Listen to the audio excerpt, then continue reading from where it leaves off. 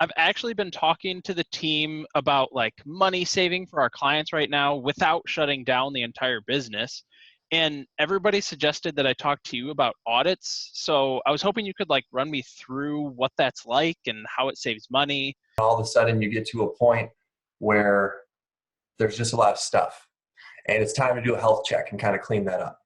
So I guess that's kind of what we've seen as the main driver for an audit. Why did the client want the audit to be done in the first place? Like what would motivate somebody to have an audit anyways?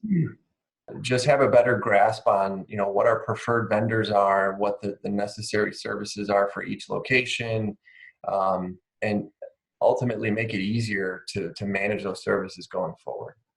So that was actually the real driver. We have 45 providers, and we don't really know what we're paying for. We know it's very expensive at the end of the day for our bottom line, and we want to have a better grasp on those things.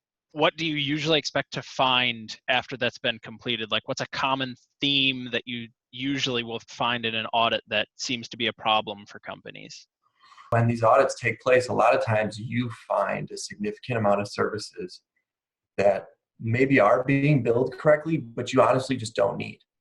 Services that are off contract that have those costs have been marked up because they're now on a month-to-month basis. A lot of carriers will increase those rates if they're not under contract.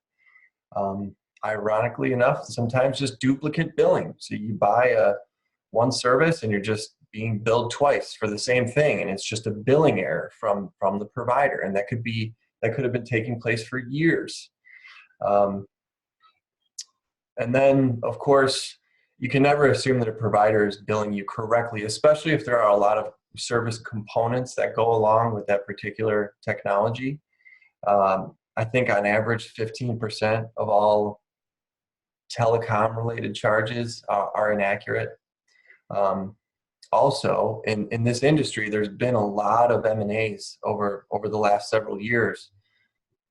So what steps should a client usually expect to take after the audit's complete? Like how much work are they going to have to do to get this thing completed once we find, if we find duplicate billing, for example, like what do I have to do? Do I have to call like 6 different companies, or do I just I guess what do I have to do after my audit's been complete? The customer really doesn't have to do anything. After the beginning phase of, hey, give us what you got, give us your contracts, your invoices, give us an AP contact, and sign the letter of authorization to allow the auditing provider to communicate with your vendors. And then you go back to doing whatever it is that you do and focusing on your primary business objectives. Do you have anything that you think people need to know about the process or just about audits in general that are just things that people might not know that would be a benefit to them with this entire process? If you're looking to realize savings and cut costs that you didn't even know were there and retain as many, if not all, employees that you have within your current organization, this is a wonderful project. Perfect. Thank you for your time today, Kyle. I hope you stay safe out there. Thank you, Mark. See ya. All right, bye.